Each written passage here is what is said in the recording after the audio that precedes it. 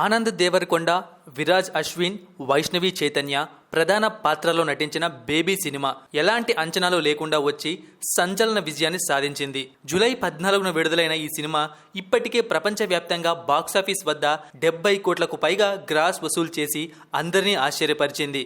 ఇంత చిన్న సినిమా ఆ స్థాయి కలెక్షన్లు రాబట్టడానికి కారణం మంచి కథ. బేబీ సినిమా ప్రేక్షకులకు ఎంతలా కనెక్ట్ అయిపోయింది అంటే బేబీ బయట కనిపిస్తే చంపేయాలనేంత కోపం వాళ్ళకు కలిగింది. నిజానికి బేబీ పాత్ర పోషించిన వైష్ణవి చైతన్యని సైతం కొంతమంది ద్వేషించారు. అయితే బేబీ సినిమాకు సీక్వెల్ కావాలని దర్శకుడు సాయి రాజేష్ ను చాలా మంది అడుగుతున్నారు. కానీ సాయి రాజేష్ మాత్రం ఇంకా క్లారిటీ ఇవ్వలేదు.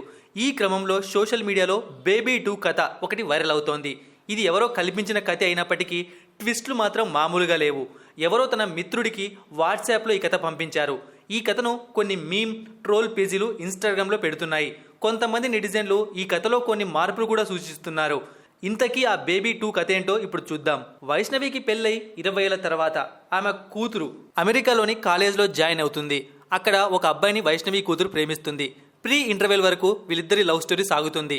ఇంటర్వెల్ బ్లాక్ ఏంటి అంటే వైష్ణవి కూతురు ప్రేమించిన కుర్రాడు విరాజ్ కొడుకు. అప్పటికే అమెరికాలో స్థిరపడిన విరాజ్ వైష్ణవి మీద రివెంజ్ తీర్చుకోవడానికి ఆమె కూతురుని లవ్ చేయమని పంపుతాడు.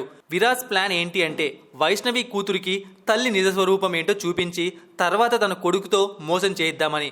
కానీ విరాజ్ కొడుకు వైష్ణవి కూతుర్ని నిజంగానే ప్రేమించి ఆ అమ్మాయికి నిజం చెప్పేస్తాడు. నువ్వు నన్ను నిజంగా ప్రేమిస్తే మన వీడియోలని డిలీట్ చేసేయి అని చెబుతుంది. దీంతో విరాజ్ కొడుకు ఫోన్లో ఉన్న వీడియోలని డిలీట్ చేసేస్తాడు. తర్వాత ఇండియాకి వెళ్ళిపోయిన వైష్ణవి కూతురు పెళ్లి చేసుకుందాం రమ్మని విరాజ్ కొడుక్కి ఫోన్ చేస్తుంది. విరాజ్కు అబద్ధాలు చెప్పి మరి ఆ అమ్మాయి కోసం ఇండియాకు వెళ్తాడు. తీరా విరాజ్ కొడుకు ఇండియాకు వచ్చాక అతడు తనను వేధిస్తున్నాడని పోలీసులకు ఫిర్యాదు చేసి జైలుకు పంపిస్తుంది వైష్ణవి కూతురు. నాన్నను మోసం చేశాను, ఇలా అమ్మాయి చేతిలో మోసపోయాను అని బాధపడుతూ చనిపోదామని అనుకుంటాడు విరాజ్ కొడుకు. ఇంతలో ఒక పెద్దాయన వచ్చి ఆపుతాడు. కట్ చేస్తే ఆ ఆపిన వ్యక్తి ఆనంద్.